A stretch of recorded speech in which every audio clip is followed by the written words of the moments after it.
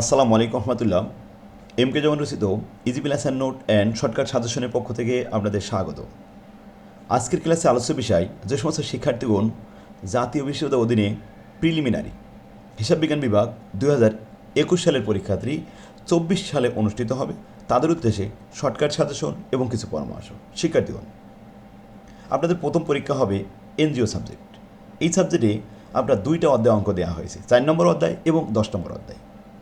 এই দুইটা অধ্যায় থেকে আপনার কমপক্ষে 4টা অঙ্ক পাবেন। তো আজকে আমরা 10 নম্বর অধ্যায় নিয়ে আলোচনা করব। চলুন আমাদের বইটা বের করি। প্রথমে 10 নম্বর অধ্যায়, অ্যাকাউন্টিং ফর এনজিও। এনজিও এর হিসাব। সিলেবাস অনুযায়ী এই অধ্যায়ে আমাদের 3টা নিয়মের অঙ্ক দেওয়া হয়েছে। 3টা নিয়ম 3টা ফর্মেটে ভাগ করে আলাদা আলাদাভাবে সুন্দরভাবে সাজিয়ে দিয়েছি। সহজভাবে অঙ্ক মনে রাখা এবং সহজে শেখার একটা অভিনব কৌশল হলো ফর্মেট। আবার আবিষ্কৃত এই ফর্মেট অনুযায়ী যদি আপনি অঙ্ক করতে পারেন তাহলে এই অধ্যায়ের অঙ্ক করা আর জটিল থাকবে না। প্রত্যেকটা অঙ্ক আপনি সহজে পারবেন, কারণ 3টা নিয়ম যদি আমি একটা নিয়মের একটা অঙ্ক শেখাই, ওই নিয়মের 10টা অঙ্ক আপনি নিজে পারবেন। এভাবে শিখতে হবে, তাহলে ভালো রেজাল্ট করা যাবে। পরবর্তীতে আপনার MBA ফাইনাল ইয়ারে উঠলে প্রথমেই আমার সাথে যোগাযোগ করবেন, আমার লেখা বইগুলো সংগ্রহ করবেন। কারণ ভালো ফলাফলের জন্য প্রথম শর্ত হলো একটা ভালো বই সংগ্রহ করতে হবে এবং পাশাপাশি একজন ভালো শিক্ষকের কাছে পড়তে হবে। তাহলে আপনি দুইটার সমন্বয়ে ভালো রেজাল্ট করতে পারবেন। সেই ভালো যার সব ভালো তার। প্রিলিমিনারি পাস করে আপনার মাস্টার্স ফাইনাল ইয়ারে একটা ভালো রেজাল্ট করতে হবে। এই জন্য এক সেট ভালো বই দরকার। আমাদের এখানে যোগাযোগ করলে আপনি বই ক্রয় করা লাগবে না, আপনাদেরকে গিফট করা হবে। পরীক্ষা দিয়ে যারা প্রথমেই যোগাযোগ করবে তাদের জন্য বই গিফট করা হবে। এক সেট বই, 7টা বই আছে, 7টা বই MBA ফাইনাল ইয়ার আপনাদেরকে গিফট করা হবে। তো আসুন, 1 নম্বর ফরম্যাটের নাম হলো রিসিভ অ্যান্ড পেমেন্ট। এই রিসিভ অ্যান্ড পেমেন্ট দুইটা বেসিসে করানো হয়, সিঙ্গেল কলাম বেসিস এবং ডাবল কলাম বেসিস। প্রশ্নে উল্লেখ থাকবে কোন কলামে করতে হবে, ডাবল কলাম নাকি সিঙ্গেল কলাম। আর যদি উল্লেখ না থাকে তাহলে সিঙ্গেল কলাম করলেই হবে। 2 নম্বর নিয়ম শেখাবো income and expenditure account and balance sheet. আর 3 নম্বর হলো ব্যাংক রিকনসিলিয়েশন স্টেটমেন্ট। তো আসুন আমরা প্রথমে 1 নম্বর ফরম্যাটটা দেখে আসি। দেখুন, রিসিভ অ্যান্ড পেমেন্ট এটা খুবই সহজ। এই অঙ্কগুলো আমি প্রথম ক্লাসে সুন্দরভাবে গোছাই দিয়েছি। আমাদের চ্যানেলে একটু ভিজিট করুন, পাশাপাশি আমার ওয়েবসাইটে ভিজিট করলে আপনি সব কিছু পাবেন। mkjamansir.com একসাথে লিখে সার্চ দিন, ওয়েবসাইট চলে আসবে। তো প্রথমে আমরা আজকে বোর্ড প্রসেস সলিউশন করব। 18 সাল থেকে আপনার এই নতুন সিলেবাস দেওয়া হয়েছিল। এই পর্যন্ত 3বার পরীক্ষা হয়েছে, 18, 19, 20। আর আপনারা 4র্থ ব্যাচ।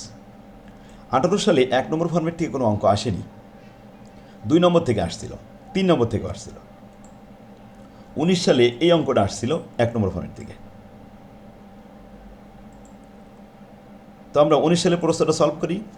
আসুন, প্রশ্নে যে ইনফরমেশনগুলো দেওয়া হয়েছে, নিচের রিকোয়ারমেন্টটা পড়লাম। প্রথমে ইনস্ট্রাকশন বলছে prepare a single column cash book. Single column cash বুক তৈরি করতে হবে। তাহলে আমরা answer to the question number 10 আগে একটা উত্তরপত্র রেডি করলাম।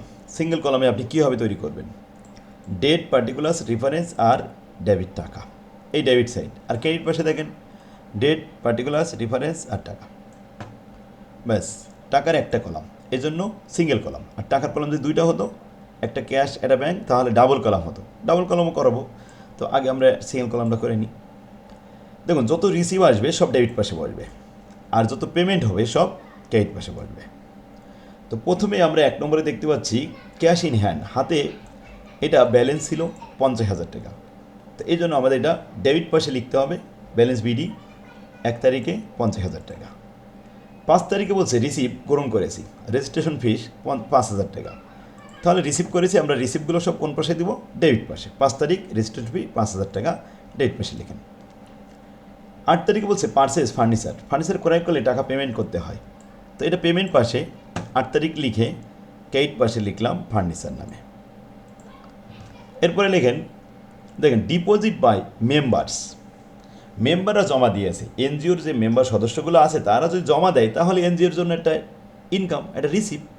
এই জন্য রিসিভ পাশে এই 15,000 টাকা লিখতে হবে। তো লিখলাম রিসিভ পাশে 10 তারিখ ডিপোজিট বাই মেম্বার্স 15,000 টাকা। এরপরে 15 তারিখ রিসিভ ডোনেশন, অনুদান দিয়েছে, অনুদান রিসিভ করেছেন, তাহলে ডেবিট পাশে বসবে ডোনেশন নামে 30,000 টাকা। 18 তারিখে পেইড ওয়ার্কশপ এক্সপেন্সেস প্রদান করা হয়েছে, তাহলে এটা পেমেন্ট পাশে যাবে 18 তারিখ। আর ওয়ার্কশপ এক্সপেন্সেস ক্রেডিট পাশে দিলেন 6,000 টাকা।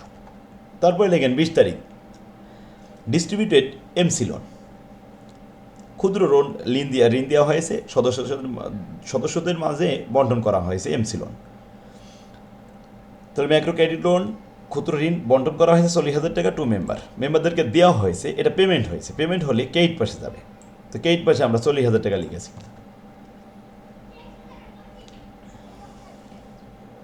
তারপরে 22 তারিখে লাঞ্চ অ্যালাউন্স, এদিকে ভাতা দেওয়া হয়েছে, পেইড করা হয়েছে 5,000 টাকা।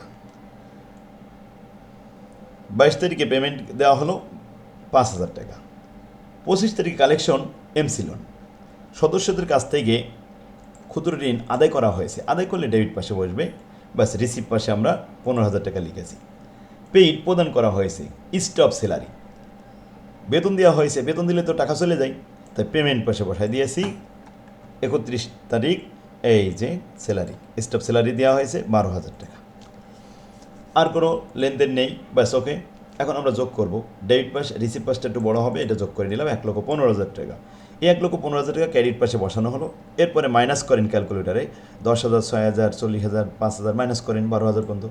তাহলে ব্যালেন্স কত থাকে? ক্যালকুলেটারে থাকে ব্যালেন্স আপনার 42,000 টাকা। এইটাই হলো ব্যালেন্স সিডি, ক্যারিড ডাউন। পরবর্তী মাসে আবার আমরা এখান থেকে ব্যালেন্স টানবো, সেখানে নিজে আবার ব্যালেন্স বিডি দেখাবো। তো পরের মাসে ফেব্রুয়ারি মাসে ব্যালেন্স বিডি নামে এখানে লিখতেও পারে, না লিখলেও হবে, ব্যাস এই অঙ্ক শেষ। এটা 19 সালের অঙ্ক ছিল, ক্লিয়ার এখন? আচ্ছা, এর পূর্বে যে অঙ্কগুলো সবগুলো আমার চ্যানেলে আছে, আপনারা এটা দেখতে পারেন। এরপরে আসেন 11 নম্বর অঙ্কটা 20 সালে আসছিল। The following data taken from the record of NGO Asha, Khulna ব্রাঞ্চের, 2019 সাল জুলাই। এখন 1, 4, 5, 10, 15, 18, 20, 25, 30, 31, দুইটা লেনদেন।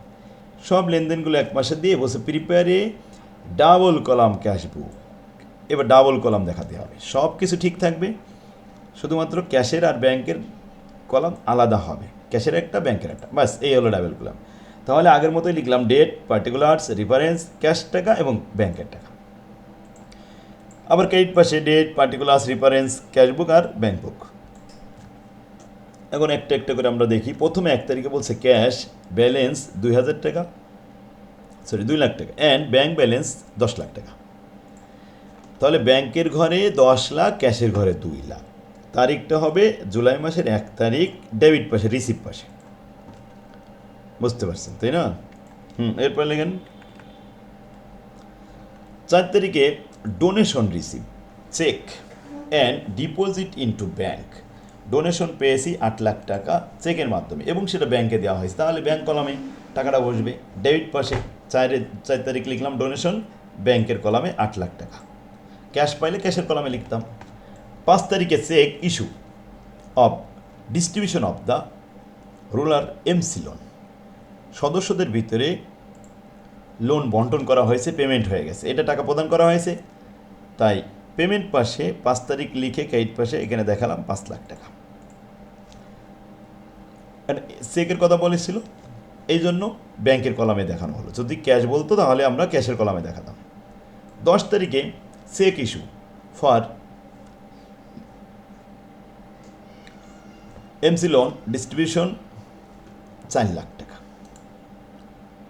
আবার চেক ইস্যু করা হয়েছে, তাহলে 10 তারিখে আমরা ক্রেডিট পাশে 4 লাখ টাকা লিখে দিলাম। 15 তারিখ payment to stop loan, payment করা হয়েছে স্টপ লোন 50,000 টাকা, এটাও তো পেমেন্ট। 15 তারিখ পেমেন্টে দেখানো হলো। 18 তারিখ লিগাল এক্সপেন্সেস পেইড, 20 তারিখে 18 তারিখে 20,000 টাকা পেইড হয়েছে লিগাল এক্সপেন্স, আইন খরচ প্রদান। তো পেমেন্ট পাশে লেখা হলো ক্যাশ, কারণ চেক লেখা নেই। 20 তারিখে কালেকশন অফ এমসি লোন আদায় করা হয়েছে, নগদে আদায় করা হয়েছে, কারণ এখানে চেক লেখা নেই, তাহলে 1 লাখ টাকা রিসিভ পাশে ব্যাংকের ক্যাশের কলামে দেখা দিলাম। 20 তারিখের পরে কত? 25 তারিখ interest receive on MC loan, সদস্যদের ভিতরে যে ম্যাক্রো ফাইন্যান্সিং লোন দেওয়া হয়েছে, ক্ষুদ্র ঋণ, সেখান থেকে ইন্টারেস্ট পাওয়া গেছে 50,000 টাকা। রিসিভ ডেবিট পাশে, রিসিভ পাশে পাঠা দেন, ক্লিয়ার?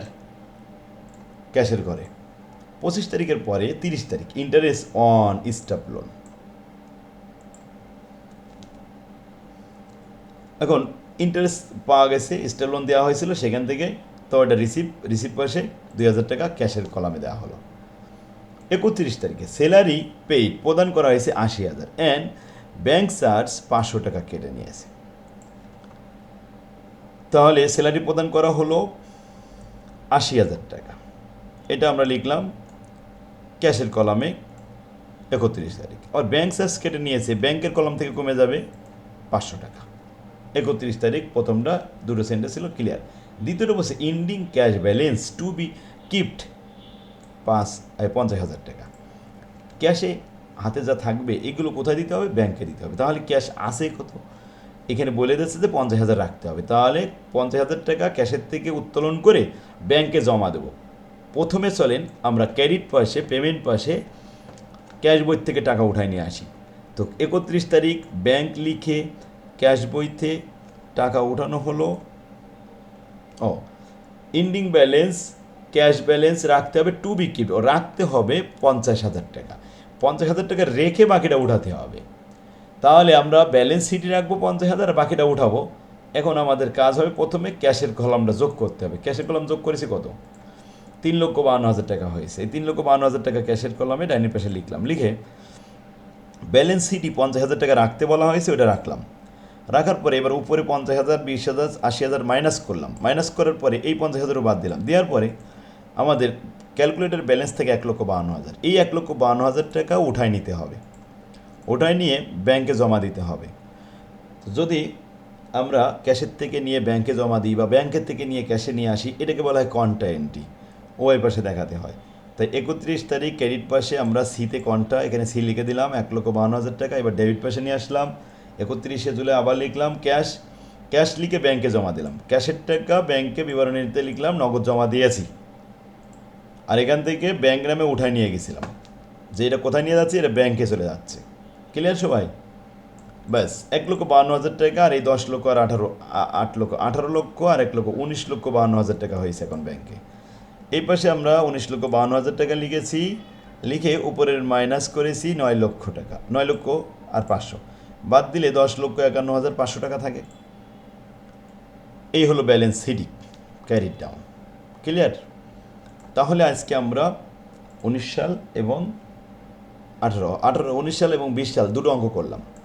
আগামী ক্লাসে আমরা 2 নম্বর ফরম্যাট করব। আমার তৌফিকুল্লাহ বিল্লাহ। আলহামদুলিল্লাহ, ভিডিওটা আপনি টাইম লাইনে রেখে দিন, শেয়ার করে আপনার বন্ধুরাও দেখতে পারবে, আপনিও পরবর্তী দেখতে পারবেন। আর MBA ফাইনাল ইয়ারের বই নেওয়ার সময় আগে আমার এই স্ক্রিনে যে নাম্বারটি দেখতে পাচ্ছেন, এই নাম্বারে যোগাযোগ করবেন। তাহলে আপনারা এক সেট বই ফ্রি পাবেন, বই কেনা লাগবে না। আর বছরের শুরু থেকে শেষ পর্যন্ত সারা বছর ক্লাস নেওয়া হবে, খুব অল্প টাকায় আপনি কোর্সটা করতে পারবেন। সেই ভালো তার সব ভালো তার। MBA পরীক্ষায় আপনাকে অবশ্যই ভালো করতে হবে, আর ভালো করার জন্য যা করণীয় ইনশাল্লাহ আমি সহযোগিতা করব। সারা বছর ক্লাস নেব, 4বার 5বার করে শেষ করাবো, মডেল টেস্ট নেওয়া হবে। MBA ফাইনাল ইয়ারে অনেক ভালো রেজাল্ট হবে, কোনো টেনশন নেই। MBA ফাইনাল ইয়ারে যদি ফার্স্ট ক্লাস পেয়ে যান, পেছনে যে ডিগ্রি প্রিলিমিনারি কেমন হলো এগুলো আর কেউ দেখবে না। আর ডিগ্রি এখন কিন্তু প্রিলিমিনারি কিন্তু পাস করে আসতে হবে, এই জন্য যা দরকার ইনশাল্লাহ সহযোগিতা করবো। যোগাযোগ করেন। আসসালামু আলাইকুম।